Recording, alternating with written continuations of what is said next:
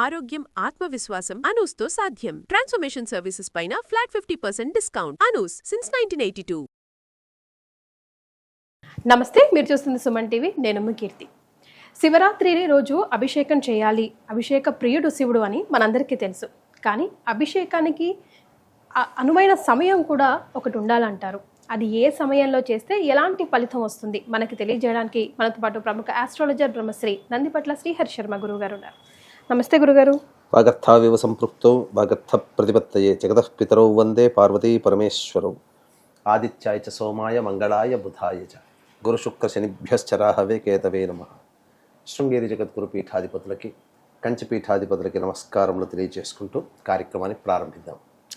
గురుగారు, శివుడు అభిషేక ప్రియుడని మనందరికీ తెలుసు. కానీ ముఖ్యంగా శివరాత్రి రోజు పర్టికులర్ టైంలో అభిషేకం చేస్తే అనంతమైన పుణ్యఫలం వస్తుంది అని అంటూ ఉంటారు కదా, అవేంటో తెలియజేస్తారా గురుగారు? మనకు గమనించుకున్నట్లయితేనమ్మా, శాస్త్ర ప్రకారము, మనకు శివపురాణం ప్రకారము శివరాత్రి రోజున ఈశ్వరుణ్ణి అభిషేకం చేసేటువంటి సమయము, ఏ విధంగా అభిషేకం చేయాలి, ఏ ద్రవ్యములతో అభిషేకం చేయాలి, ఏ ఏ నైవేద్యాలు పెట్టాలి అనేటువంటి విషయాల గురించి సవివరంగా మనకు తెలియచేయడం జరిగింది.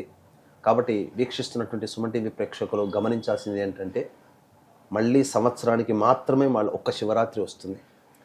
ఏ రోజునైనా కానీ ఏదో ఒక సమయంలో అభిషేకం చేసుకుంటారు.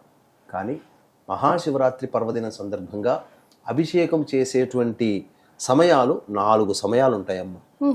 అంటే 4 యామములు అని అంటారు దాన్ని. మనం అందరికి అర్థమయ్యే విధంగా 4 సమయాలుగా ఉంటాయి. కాబట్టి ఏమా సమయాలు, ద్రవ్యాలు ఏంటి అనేటువంటి విషయాల గురించి క్లుప్తంగా తెలియజేసుకునే ప్రయత్నం ఆయా సమయాలకి ఆయా ద్రవ్యాలను కూడా స్పెసిఫిక్ గా మెన్షన్ చేయాలమ్మా. ఆ విధంగా చేసినటువంటి వ్యక్తికి శివరాత్రి రోజున ఎవరైతే ఈ విధంగా చేస్తారో, శివానుగ్రహం పురాణం ప్రకారము శివరాత్రి రోజున ఈశ్వరుణ్ణి అర్చించినటువంటి పుణ్య ఫలితం సశాస్త్రీయమైనటువంటి విధానంగా మనకు కలుగుతుందని చెప్పడంలో ఏమాత్రం సందేహం లేదు. ఇటువంటి విషయాన్ని మీ హితులకి, సన్నిహితులకి, మీ బంధువులకి, మీ కుటుంబ సభ్యులు అందరికీ చేరవేయండి. అందరూ ఈ శివాజ్ఞ లేనిదే చీమైన కుట్టదు. కాబట్టి ఇటువంటి పుణ్య ఫలితాన్ని తెలిసిన ఉత్తర క్షణంలోనే నేనొక్కడనే చేసుకుంటే బాగుండదు, స్వార్థంగా కాకుండా ఇటువంటి సమాచారాన్ని అందరికీ అందించాలి, అందరూ బాగుపడాలనేటువంటి సదుద్దేశంతో సుమన్ టీవీ యాజమాన్యం వారు ఈ యొక్క ప్రత్యేకమైన శివరాత్రి సందర్భంగా ప్రత్యేకమైనటువంటి పూజా విధాన విషయాలని తెలియచేయడానికి సంకల్పం చేయడం జరిగింది. కాబట్టి ఆశాంతం వీక్షించండి, అందరికీ మీ యొక్క విషయాన్ని తెలియచేయండి. ఇక మనం వివరాల్లోకి వెళ్ళినట్లయితే, శివరాత్రి రోజున నియమాన్ని పాటించాలమ్మా. ముందు రోజు ప్రదోషకాలం అనగా 26వ తారీఖు శివరాత్రి కాబట్టి 25వ తారీఖు రోజు నుంచి ప్రారంభమవుతుంది. సూర్యాస్తమయం తదనంతరం ఈ యొక్క వ్రత విధానంలో నియమంలో ఉన్నట్టు భాగం లెక్క. కాబట్టి ఆ ముందు రోజు ఎటువంటి భోజన పదార్థం తీసుకోకూడదు. బ్రహ్మచర్య వ్రతాన్ని ఆచరించాలి. మద్యపానము, ధూమపానము, మాంసాహార భోజనము ఆ యొక్క సూర్యాస్తమయ తదనంతరం చేయకూడదు. పళ్ళ రసాలు తీసుకోవచ్చు, టిఫిన్ చేయవచ్చు. ఇక శివరాత్రి రోజున 3 గంటలకే నిద్ర మేలుకొని కాలకృత్యాదులన్నీ తీర్చుకొని చక్కగా ఆ యొక్క బ్రహ్మ ముహూర్త కాలంలో శివ చిత్రపటానికి చక్కగా పూలమాల వేసి ఆవునేతితో దీపారాధన చేసి శివ అష్టోత్తరం ఒక 3 సార్లు పఠించాలి. తర్వాత ఉదయిస్తున్నటువంటి సూర్యునికి నమస్కారం చేసి సూర్యాష్టకం 6 సార్లు చదివి సూర్యునికి అర్ఘ్యం ఒక 11 సార్లు సూర్యునికి అర్ఘ్యం ఇచ్చేసేసి చక్కగా ఆ రోజంతా కూడాను ఆ శివనామ స్మరణ చేసుకోవాలి. చాలామంది చేసేటువంటిది తప్పేంటంటే, రాత్రి జాగారం ఉండాలనే ఉద్దేశంతో మధ్యాహ్నం నిద్రపోతుంటారు. కానీ మధ్యాహ్నం ఎప్పుడైతే నిద్రపోతామో ఆ యొక్క వ్రతాన్ని మనము ఫలాన్ని పొందలేము, భంగమవుతుంది. కాబట్టి ఆ ఉదయం నుంచి సూర్యాస్తమయం వరకు కూడాను చక్కగా అవకాశం ఉంటే దేవాలయానికి చేరుకొని దేవాలయానికి నమస్కారం, శివుని దర్శనం చేసి నమస్కారం చేసుకొని ఇంటికి రావాలి. ఇక ఆ రోజంతా కూడా శివనామ స్మరణ చేసుకోవాలి. అయితే శివాభిషేకం చేయాలనుకునేటువంటి వాళ్ళకి శివరాత్రి రోజున చెప్పబడినటువంటి సమయం ఏంటంటే, సాయంకాల ప్రదోషకాల సమయం నుంచి అనగా శివరాత్రి తెల్లవారుజామున సూర్యోదయం వరకు కూడా అభిషేక సమయాలు అనేటువంటివి కొన్ని చెప్పబడ్డాయి. కాబట్టి ఈ యొక్క ఉదయం నుంచి సాయంత్రం లోపల ఇంటినంతా కూడాను శుభ్రపరచుకోవాలి. చక్కగా ఏ విధంగా చక్కగా దుమ్ము లేకుండా అంతాగానో తుడిచిపెట్టుకొని బూజు అవన్నీ పూర్తిగా తీసేసుకొని చక్కగా పూజా మందిరాన్ని చక్కగా క్లీన్ చేసుకొని పూజా సంబంధించినటువంటి ద్రవ్యములన్నీ కూడాను ఆ రోజంతా కూడాను క్లీన్ చేసుకొని ఇక ఆ యొక్క ఒక బకెట్ నీటిలో మంచి నీటిలో గళ్ళ ఉప్పు, పసుపు, అలాగే గంగాజలము ఇవన్నీ వేసి గోమూత్రం గోవర్కము అవన్నీ వేసి కలియబెట్టేసి మంచి బట్టతో ఇల్లంతా పూజా మందిరంతో సహా చక్కగా శుభ్రపరచుకుంటే ఇంట్లో ఉన్నటువంటి నకారాత్మకమైన శక్తి వెళ్ళిపోతుంది ఫస్ట్. తర్వాత దేవతా శక్తి అనేది శివరాత్రి రోజున ఈ భూమి మీద ప్రసరిస్తుంది. అంతకంటే మించి కుంభమేళా కూడా జరపబడుతుంది కదమ్మా. ఈ కుంభమేళా శివరాత్రి రోజునే ఆఖరిగా చెప్పబడి ఉంది. కారణం ఏంటంటే గ్రహాల సంచారం మొదలుకొని గ్రహ యొక్క ప్రభావము తొలగిపోయేంత వరకు కూడా కుంభమేళా జరుగుతుంది. కాబట్టి ఆ సమయం శివరాత్రి వరకు కూడా గ్రహాల యొక్క గొప్ప దివ్యమైనటువంటి శక్తి ఈ భూమి మీద ప్రసరిస్తున్నప్పుడు ఆ యొక్క శక్తిని ఆకర్షించాలి అని అంటే ఇంట్లో నకారాత్మకమైన శక్తి అనేటువంటిది ఉండకూడదు, అనగా దుష్ట శక్తి ఉండకూడదు. అప్పుడు దేవతా శక్తి ఈ యొక్క పదార్థంతో శుభ్రపరచుకోవడం వల్ల ఇంటినంతా ఆ దేవతా శక్తి ఆకర్షింపబడుతుంది. ఇది ప్రధానంగా చేసుకోవాలి. ఇక శివలింగానికి అభిషేకం చేసుకునేటప్పుడు ఇంట్లో అందరి ఇంట్లో చాలా మంది ఇంట్లో ఒక 30% మంది ఇంట్లో అభిషేక శివలింగాలు అనేటువంటివి ఉంటాయి. రాతితోనో స్ఫటికలింగాలు ఏవో ఉంటాయి. లేదు మాకు ఇంట్లో ఏం శివలింగం లేదని మేము తయారు చేసుకోవాలని అంటే పుట్టమన్నుని ఆ రోజున పూజా స్టోర్లో పుట్టమన్ను దొరుకుతుంది. ఆ పుట్టమన్ను సంపాదించుకోవాలి. ఆ పుట్టమన్నులో పసుపు కుంకుమ అష్టగంధములో అంటే జాజికాయ జాపత్రి యాలకులు అలాగే లవంగాలు మరియు సంబంధించినటువంటి పచ్చకర్పూరము జవ్వాది పునుగు అలాగే ఈ గంధము ఇవన్నీ కూడా ఇవన్నీ అష్టగంధాలు అంటారు. ఇవన్నీ ఆ పుట్టమన్నులో వేయడం. అలాగే పాదరసము కూడా తీసుకుంటే చాలా విశేషం.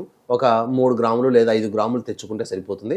ఆ పాదరసాన్ని కూడా కలిపేసేసి ఆవు పాలలో అదంతా కూడాను కలిపి ఆవు పాలు వేసి కలిపి శివలింగాకారం ఎవరి తగ్గట్టుగా వాళ్ళు శివలింగాకారం తయారు చేసుకొని ఆ యొక్క శివలింగానికి అంతా కూడాను చక్కగా ఆవు నేతి అద్దినట్లయితే అభిషేకం చేస్తే శివలింగము కరిగిపోకుండా ఉంటుంది. ఎందుకంటే 4 సమయాల్లో చేయాలి కాబట్టి.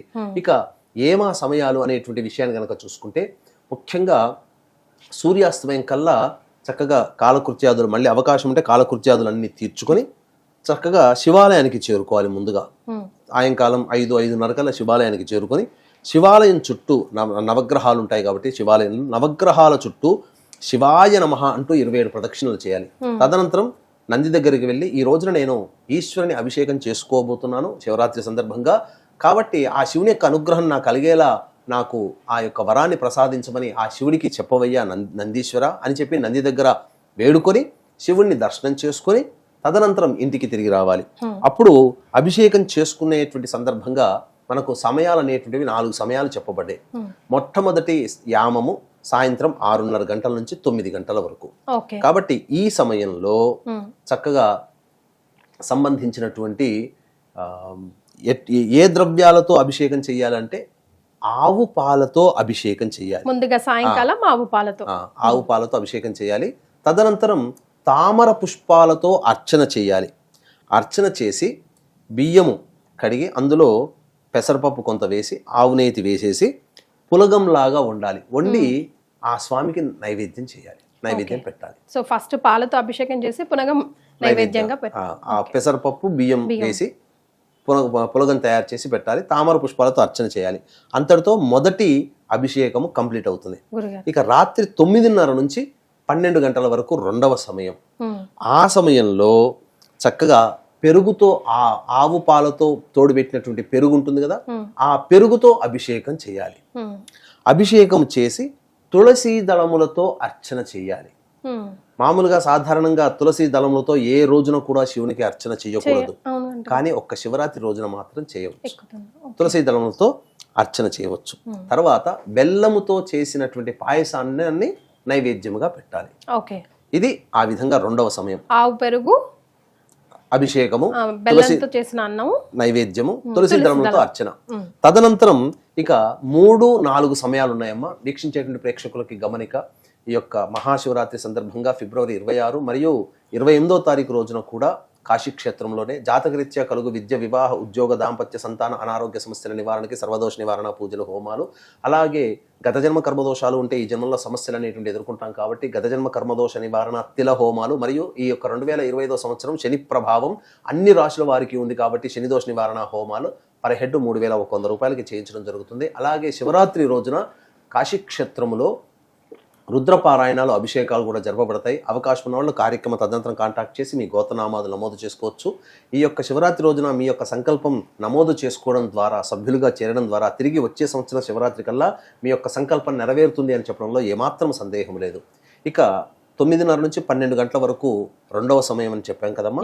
తర్వాత అరగంట గ్యాప్ ఇచ్చి 12:30 నుంచి 3 గంటల వరకు మూడవ సమయం. కాబట్టి ఈ మూడవ సమయంలో జాతకరీత్యా ఆవు నేతితో అభిషేకం చేయాలి. నిషీధి సమయం అంటారు ఇదేనా గురుగారు? ఆవు నేతితో అభిషేకం చేసి తర్వాత బిల్వ దళములు, ఏక బిల్వమైనా లేదా మారేడు దళములతోనైనా కానీ అర్చన చేసి అన్నము నువ్వుల పొడితో చేసినటువంటి పులగం ఉంటుంది కదమ్మా, దానిని నైవేద్యంగా పెట్టాలి. ఇది ఆ మూడవ జాముగా చేసినటువంటిది. ఇక 3 గంటల నుంచి 3:30 వరకు కొద్దిగా సమయం బ్రేక్. తర్వాత 3:30 నుంచి తెల్లవారుజామున 6 గంటల వరకు 4వ సమయం బ్రహ్మముహూర్తం. ఇది చాలా అత్యంత ప్రధానమైనటువంటి సమయం అమ్మ. ఎందుకు చెప్పాలనంటే శివరాత్రి సందర్భంగా కదా, శివరాత్రి రోజున మనకు తిదివార నక్షత్ర యోగ కరణాలు 5 ఉన్నాయి, పంచాంగాలు. అందులో శివయోగము 2:57 నుంచి 27వ తారీఖు రాత్రి 11:30 వరకు ఉంటుంది. కాబట్టి శివరాత్రి సందర్భముగా శివరాత్రి రోజున శివయోగము కూడా కలిసినటువంటిది సందర్భము ఇది ఒక్కటే సమయం. కాబట్టి 26వ తారీఖు తెల్లవారితే 27వ తారీఖు రోజున 3:30 నుంచి 6 గంటల వరకు అనేటువంటిది అభిషేకం చేయాలి. అప్పుడు ఏ ద్రవ్యంతో అభిషేకం చేయాలి? తేనెతో అభిషేకం చేయాలి. తేనెతో అభిషేకం చేసి నల్ల కలువ పూలు దొరుకుతాయి. అంటే నల్ల కలువ అంటే నీలి పుష్పంలో నీలి కలువ పూలు. ఆ కలువ పుష్పాలతో అర్చన చేసి కేవలం అన్నం మాత్రమే వండి అన్నాన్ని నైవేద్యంగా పెట్టాలి. ఇది చెయ్యాలి. చాలా మందికి నల్ల కలువ పూలు ఇప్పుడు దొరుకుతాయో దొరకవు. కాబట్టి ఆ సందర్భంలో నీలి రంగు చామంతి పుష్పాలు లేదు శంఖు పుష్పాలు దొరుకుతాయి, అవైనా కానీ అర్చన చేయవచ్చు. ఇక చాలా మందికి ఉండేటువంటి ఇంకొక సందేహం ఏంటంటేనమ్మా, ఇప్పుడు తామర పుష్పాలు కావాలంటే ఒక్కొక్కటి 10-20 రూపాయలు పెడతారు. 100-108 అర్చన చేయాలంటే 2-3 వేల రూపాయలు పుష్పాలకే పోతాయి కదా. మరి అన్ని అంతమందికి డబ్బు ఉండదు కదమ్మా. కాబట్టి ఆ సందర్భంలో మనకు ఏ యొక్క దేవతకి కూడా లేనటువంటి విలక్షణమైనటువంటి అర్చనా విధానము ఈ యొక్క పరమేశ్వరునికి ఉందమ్మా. ఏంటనంటే అంటే పరమేశ్వరుని పూజ చేసేటువంటి వాడు అతి సామాన్య మానవుడు కూడా చేసుకోవచ్చు, పెద్ద ఖర్చు లేకుండా. కాబట్టి 4-5 తామర పుష్పాలతో అర్చన చేయొచ్చు, 4-5 నల్ల కలువ పుష్పాలతో అర్చన చేయొచ్చు. మారేడు దళం కూడా ఆ సమయంలో శివరాత్రి రోజున ఇంత మారేడు దళాలు 10 మారేడు దళాలే 10 రూపాయలు 20 రూపాయలకు అమ్ముతారు. కాబట్టి కొన్ని మారేడు దళాలతో అర్చన చేసిన మిగతాదంతా కూడాను ఈ బియ్యం ఉంటుంది కదమ్మా, ఆ బియ్యాన్ని నీటిలో తడపాలి, నీటిలో ముంచకూడదు. నీటిలో తడిపినటువంటి బియ్యంతో అర్చన చేసిన పరమేశ్వరుడు పరమ సంతుష్టి పడతాడు. పసుపు కుంకుమ కూడా ఏం కలపక అవసరం లేదమ్మా. పరమేశ్వరునికి పూజ చేసే అర్చన చేసే విధానంలో అక్షతలు అనేటువంటివి తడిపినటువంటి బియ్యంతోనే అర్చన చేయాలి తప్ప పసుపుతో లేదా కుంకుమతో తడిపినటువంటి అర్చన చెయ్యకూడదు. ఇది శాస్త్రం. కొంచెం నల్ల నువ్వులు కూడా యాడ్ చేసుకోవచ్చు అంటారు కదా గురుగారు? అర్చన చేయడానికి కాదు, నైవేద్యం పెట్టడానికి పనికొస్తుంది. ఆ విధంగా ఆ నల్ల నువ్వుల్ని అభిషేక ద్రవ్యంలో వాడవచ్చు, అభిషేకంగా చేయవచ్చు. కానీ అర్చన చేసేటప్పుడు మాత్రం పుష్పాలతో అర్చన చేయాలి. ఇంకా విశేషమైనటువంటిది ఏంటంటే 8 రకాల పుష్పాలతో గనక ఈశ్వరునికి అర్చన చేసినట్లయితే చాలా సంతృష్టి పడతారు. నందివర్ధనం పూలు, గన్నేరు పూలు, కాడమల్లి పూలు, మల్లె పూలు, చామంతి పూలు, అలాగే ముద్ద చామంతి పూలు, ఇలాంటివి అంటే మన శివుడికి తులసి దళములతో చేయకూడదమ్మా, కానీ శివరాత్రి రోజున మాత్రం చేయవచ్చు. ఇది వీటితోని అర్చన విధానం ఈ విధంగా చేసినటువంటి మానవుడికి, ఎందుకంటే శివరాత్రి రోజునే ఈశ్వరునికి చెప్పబడినటువంటి అభిషేకములు, ద్రవ్యములు, నైవేద్యములు ఇవి మాత్రమే మనకు చెప్పబడినట్టుంది. అంతేకాకుండా ఈ యొక్క శివరాత్రి రోజున లింగోద్భవ సమయం అనేటువంటిది ఉంటుంది. కాబట్టి ఆ సమయం 2-3 నిమిషాలు మాత్రమే ఉంటుంది కొన్ని సందర్భాల్లో. కాబట్టి మనకు ఏ సమయం అనేటువంటిది మనకు ఇబ్బంది లేకుండా 12 మధ్యరాత్రి ఒక 48 మినిట్స్ ఉంటుంది అంటున్నారు. 12:15 నుంచి 12:45 వరకు ఈశ్వరునికి అర్చన చేసినట్లయితే, ఏది మారేడు దళాలతో అర్చన చేస్తే లేదా మారేడు దళం పెట్టినటువంటి శివలింగాన్ని చూసిన అనంతమైనటువంటి పుణ్య ఫలితం దక్కుతుంది. అంటే శివుడు లింగ రూపంలో ఉద్భవించిన సమయం కొద్ది సమయం, ఆ సమయంలోనే మనం చేయాలి. ఆ సమయం ఎప్పుడు ఉంటుందో మనకు తెలియదు కాబట్టి మధ్యరాత్రి 12:15 నుంచి 12:45 మధ్య కాలంలో శివలింగం దగ్గర ఉంటే చాలు. చాలామంది ఎక్కడెక్కడో దూరంగా ఉంటుంటారు, కనీసము ఇప్పుడు ఫోటోలు వీడియోలు అన్నీ ఉన్నాయి కదా, ఆ ఈశ్వరునికి అభిషేకం, శివలింగానికి అభిషేకం చేసి అర్చన చేసే వీడియోనైనా పెట్టుకొని చూస్తూ ఉండండి చాలు. ఎస్. అది కానీ నిజంగా చాలా సింపుల్ కూడా గురుగారు. ఇప్పుడు మీరు చెప్పిన 4 కూడా ఎక్కడికో వెళ్ళి ఏదో తెచ్చుకోవాల్సిన పని కూడా లేదు, అండ్ ఇంట్లోనే కూడా చేసుకోమన్నారు. ఒక్కసారి ఆలయాన్ని చేరుకొని తిరిగి ఇంటికి వచ్చిన తర్వాత ఆ 4 సమయాల్లో అలర్ట్ గా ఉండి చేసుకోవచ్చు. 6 గంటలకు అయిపోయిన తర్వాత మళ్ళీ స్నానాది కార్యక్రమాలు చేసి మళ్ళీ శివాలయానికి చేరుకొని నవగ్రహాల చుట్టూ శివాయ నమః అంటూ 27 ప్రదక్షిణలు చేసి నంది దగ్గరకు వచ్చి, అయ్యా నీ అనుగ్రహం వల్ల నాకు ఎటువంటి ఆటంకం లేకుండా నేను శివుని పూజ చేసుకున్నాను, చాలా సంతోషంగా ఉన్నానని చెప్పి శివుడికి ఒకసారి నమస్కారం చేసుకుని ఇంటికి వచ్చి అతిథి అభ్యాగతులకి అనాథలకి అన్నదానము, పండ్లు, పాలు, ఇతర పదార్థాలు పంచిపెట్టి నైవేద్యంగా పెట్టినటువంటి పదార్థాలని కుటుంబ సభ్యులు తినవచ్చు. లేదా ఏదైనా వండుకున్నటువంటి శాకాహార భోజనం ఆ పరమేశ్వరునికి సమర్పించి అందరూ కూడా భోజించవచ్చు. గురుగారు మనం మళ్ళీ స్నానం చేయాలి. అభిషేకం చేసిన తర్వాత కూడా 6 లాస్ట్ మరి తెల్లవారు అయిపోతుంది కదా, మరి 6 గంటలకు చేసేస్తాం. 3:30 నుంచి 6 గంటలకు అయిపోతుంది. మళ్ళీ అప్పుడు స్నానం ఆచరించి మళ్ళీ శివునికి పూజ చేసుకోవాలి. ఓకే, తెల్లవారింది, డే అయిపోయింది కాబట్టి మళ్ళీ ఫ్రెష్ గా సూర్యోదయం అయింది కాబట్టి. చాలా సంతోషం గురుగారు, అద్భుతమైన విషయాలను తెలియజేశారు. ధన్యవాదాలు. సర్వం శ్రీ ఉమామహేశ్వర పరబ్రహ్మార్పణమస్తు.